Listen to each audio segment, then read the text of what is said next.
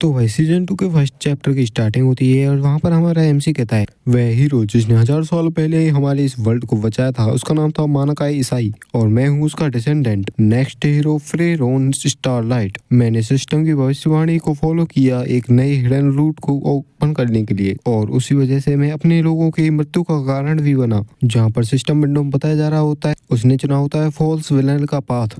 तुम्हारा भाग्य वर्ल्ड को एक बार डिस्ट्रॉय किया जा चुका है, अब तुम्हें एक झूठा विलन बन के इस दुनिया को बचाना पड़ेगा। प्लीज इस वर्ल्ड को बचाओ जिससे तुम्हें मिलेगा एक काफी अच्छी खुशी। एमसी बताता है जैसा इसका नाम है वैसे ही मुझे एक झूठा विलन बन के और एक स्कम बैग बन के इस वर्ल्ड को बचाना पड़ेगा और यही अकेला एक ऐसा रास्ता है जिससे मैं इंश्योर कर सकता हूँ कि कोई भी नहीं मरेगा। लेकिन गड़बड़ यहाँ हो जाती है कि पिछली मेमोरी उन सारी हीरोइन की वापस आ चुकी हैं। हालांकि मैं एक ऐसा वर्ल्ड बनाना चाहता था जहाँ पर हर कोई खुशी रहे। तभी उसे एक नोटिफिकेशन आता है जहाँ पर बताया जाता है कि सारी हीरोइन को उनकी मेमोरीज वापस मिल चुकी हैं। सारी के मतलब पांचों की पांचों हीरोइंस को, जिसे देखकर हमारे एमसी के तो तोते ही उड़ जाते हैं और कहता है अब डीमन किंग के बाद अब इन हीरोइंस से भी मुझे बचना होगा और बताता है जैसे तैसे करके मैंने पहला क्वेस्ट तो कंप्लीट कर लिया, कॉमनर की डोमिनेटरी पर अटैक होने वाला। और अब हमें दिखाया जाता है वह खून खांस रहा होता है और कहता है मुझे पता है था यह जल्दी ही आने वाला है और वह फाइटिंग स्टेंस में होता है जहां पर उसके सामने होती है एक काफी बड़ी अनडेड आर्मी और वह बताता है जिस पल में जगह था तब मुझे मिली थी एक काफी कठिन क्वेस्ट।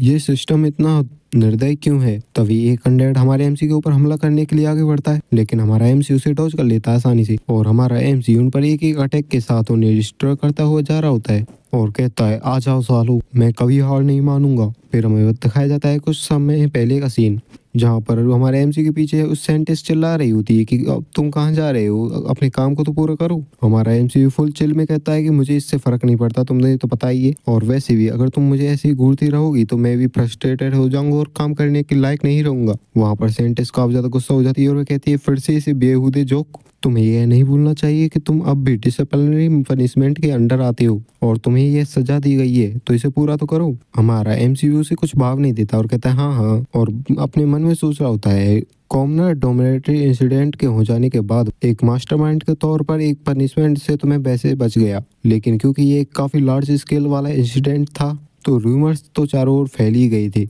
इंपीरियल फैमिली और ऑर्डर ने मेरी काफी मदद की मुझे बचाने के लिए, लेकिन फिर भी एक दिखावे की पनिशमेंट तो उन्हें देनी ही पड़ी और वही पनिशमेंट के तौर पर उसे बताया जाता है उसे सन गॉड ऑर्डर के ऑर्फनेज का डेकोरेशन का जिम्मा दिया जाता है क्योंकि फेस्टिवल आ रहा होता है और वहां पर कोई चाहिए होता है और यही होती है डिसिप्लिनरी पनिशमेंट। हालांकि मुझे एक झूठे विलन का रोल निभाना है तो मुझे जितना हो सके उतना आलसी बनना होगा। तब वह कुछ नोटिस करता है और वह कहता है पर फिर भी चाहे तुम कोई सुपरवाइजर ही क्यों ना हो ये कुछ ज्यादा नहीं है और कहता है फिर लोची मुझे देखते रहना क्या तो ये अच्छा है, होली मेडन को टाइम ही कम मिलता है वे तो बिजी रहते हैं काफी ज्यादा। फोर्ड लेचे भी कहती है मैं ऐसा इसलिए कर रही हूँ क्योंकि तुम फिर से कहीं गलत काम नहीं कर दो। हमारा एमसीयू चिल्लाते हुए कहता है एक तो तुमने मुझे जगते ही यहाँ पर बुला लिया और पहली बात तो ये है कि आखिरकार मैं 3 महीनों में कर भी क्या लूंगा, किसी भी बुरे काम को करने के लिए काफी ज्यादा टाइम की जरूरत होती है भाई। उसकी बात को सुनकर फोर्लेज कहती है तो आखिरकार उस संगठन के बेसमेंट में क्या हो रहा है? एमसी पूछता है क्या ऑर्डर का बेसमेंट? फिर फोर्लेज कहती है हाँ वहाँ पर कुछ ऐसा है जो कि मुझे काफी ज्यादा परेशान कर रहा है और मुझे लगता है कि वहाँ पर डीमन किंग की आर्मी फ्रे इसमें इन्वॉल्व है। वह रियलाइज करती है फ्रे के बारे में उसने फ्रे के सामने ही कह दिया होता है और फिर वह मना करते हुए कहती है कि भूल जाओ इसे, मैंने तो कुछ भी नहीं कहा। एमसी भी मन में सोचने लगता है ऑर्डर का बेसमेंट, हाँ मैं वहां पर कभी गया तो नहीं, आखिरकार इस वर्ल्ड में क्या चल रहा है। तभी सिस्टम के द्वारा इसे एक नोटिफिकेशन मिलती है जिसमें बताया जाता है important event the sun god order के बेसमेंट में कोई काफी बड़ी साजिश चल रही है जिसका पर्दाफाश तुम्हें फोरलोज के साथ करना है। अगर तुम उसमें पास हो गई यानी कि पर्दाफाश कर दिया तो तुम्हारा हीरो आर्मरमेंट अवेकनिंग होगी और इसमें लेवल अप होगा और अगर तुम फेल हुए तो वहां पर फोर्लेज की मृत्यु हो जाएगी। इस मिशन को देखकर हमारा एमसी काफी ज्यादा चौंक जाता है और कहता है कि भविष्यवाणी किताब में तो ऐसा कोई भी मिशन नहीं था। यह कह रहा है अगर मैं इसे इग्नोर करूंगा तो फोर्लेज मारी जाएगी, इस तरह तो मेरे पास कोई भी चॉइस नहीं है। एमसी फिर कहता है कि आखिरकार तुम किस बारे में कह रही थी? फोर्लेज भी कहती है हाँ मुझे लगा ही था तुम्हें कुछ ना कुछ तो पता ही होगा, प्लीज मुझे बता दो आखिरकार इस बार तुम क्या प्लानिंग कर रहे हो। हमारा एमसी भी एक विलन वाले अंदाज में कहता है आखिरकार किसे ही पता, अगर तुम जानना चाहती हो तो क्यों ना इसे अपनी आंखों से ही देख लो। वहाँ पर देखते हैं हम एक बंदे को जो कि अपने नकाब को पहनकर वहां पर देख रहा होता है हमारे एमसी और उस फोर्लेज को। फिर सीन शिफ्ट होता है और हमें दिखा जाता है सन गॉड ऑर्डर के बेसमेंट का सीन। वहां पर सेंटेस कहती है कि मैंने कभी नहीं सोचा था कि कोई ऐसी भी जगह एग्जिस्ट करती होगी हमारे ऑर्डर के नीचे बेसमेंट में। एमसीयू कहता है ये काफी ज्यादा ओल्ड फैकल्टी लग रही है, लेकिन तुम तो एक होली मेड हो, तुम्हें तो पता होना चाहिए था आखिरकार इस जगह के बारे में। फोरलेच भी यानी कि हमारी सेंटेंस भी कहती है मैंने इन्वेस्टिगेट करने की ट्राई की थी, क्योंकि कुछ टाइम पहले मुझे इस जगह से काफी अजीब सा ऑरा महसूस हो रहा था, लेकिन जब मैंने अंदर जाने की ट्राई किया तो उन्होंने कहा कि इसके अंदर कोई इलीगल सामान है तो इन्हें अंदर नहीं जाना चाहिए। एमसी मन में सोचता है आज तो फेस्टिवल का दिन है, शायद आज सिक्योरिटी भी इतनी ज्यादा कमजोर होगी, मुझे लगता है आज मेरा भाग्यशाली दिन है। सेंटेस भी काफी ज्यादा खुश होते हुए कहती है कि आज तो भाई साहब डीमन किंग की आर्मी की साजिश को हम उजागर करके ही रहेंगे। तभी एमसी कुछ नोटिस करता है, वहाँ पर होता है एक स्टोन टेबलेट जिस पर कुछ लिखा होता है। वहाँ पर होता है इस वर्ल्ड की शुरुआत में सन गॉड, मून गॉड और स्टार गॉड ने इस दुनिया को प्रोटेक्ट किया और इसे समृद्ध बनाया। एमसी कहता है आखिरकार एक ऐसा रिटर्न टैबलेट यहाँ पर क्या कर रहा है? यहाँ पर तो सन गॉड, मून गॉड के बारे में मेंशन किया गया है, मैंने तो कुछ ऐसा पहले कभी नहीं देखा। वहीं पर हमारी सेंटेंस होती है जो कि कहती है हाँ मैंने ऐसे कैरेक्टर्स कहीं तो देखे हैं।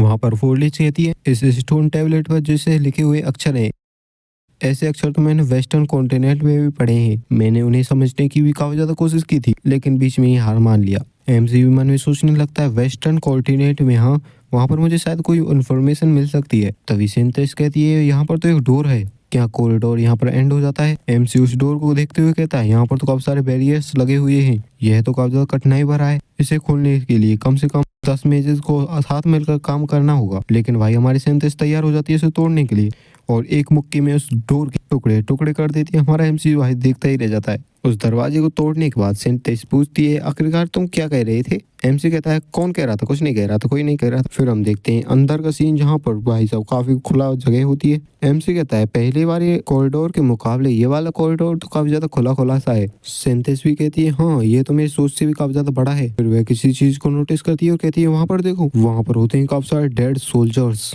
और वह होती है एक अनडेड आर्मी। सेंटेंस कहती है अरे ये तो इम्पॉसिबल है, मेन होल के नीचे ही बेसमेंट में अनडेड आर्मी है। ये बंदे तो भाई साहब एक ऐसा ऑरा निकाल रहे हैं जिसमें सनलाइट और ब्लैक मैजिक दोनों मिला हुआ है।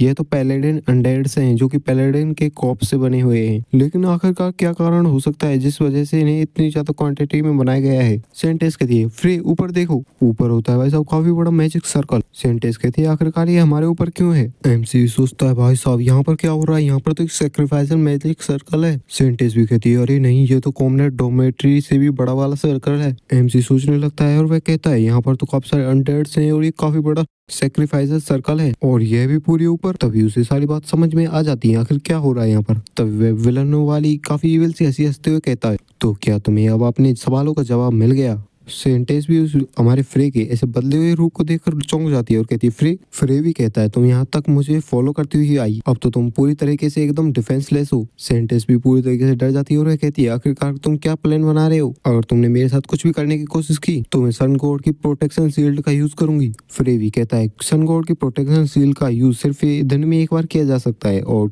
तुम इसके बारे में क्या करोगी, क्योंकि इसका यूज तो तुमने पहले ही एक बार कर लिया है, वो भी आज ही के दिन। और इसे सुनकर वह काफी ज्यादा चौंक जाती है। एमसीयू इस लुक में कहता है कि तुम मुझे नहीं रोक सकती तो मैं अब बताता हूँ मेरा प्लान। चलो मैं तुमसे एक सवाल पूछता हूँ, आखिरकार इस सर्कल के ऊपर क्या है? सेंटेंस भी सोचती है इस सर्कल के ऊपर तो, तब वह एकदम से चौंक जाती है कुछ समझकर और कहती है इसके ऊपर तो द सन गॉड ऑर्फनेज है और काफी सारे बच्चे हैं।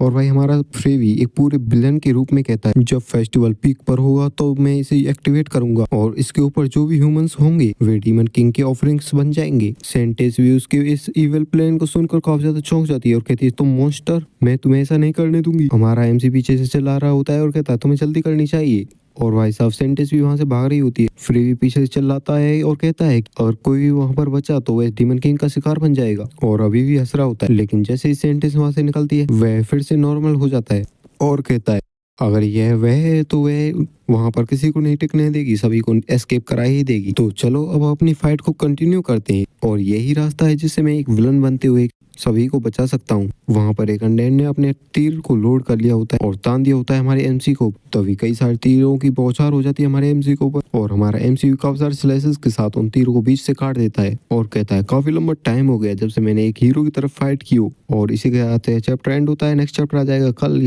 वीडियो को लाइक करो, चैनल सब्सक्राइब करो, फिर मिलते हैं नेक्स्ट वीडियो में।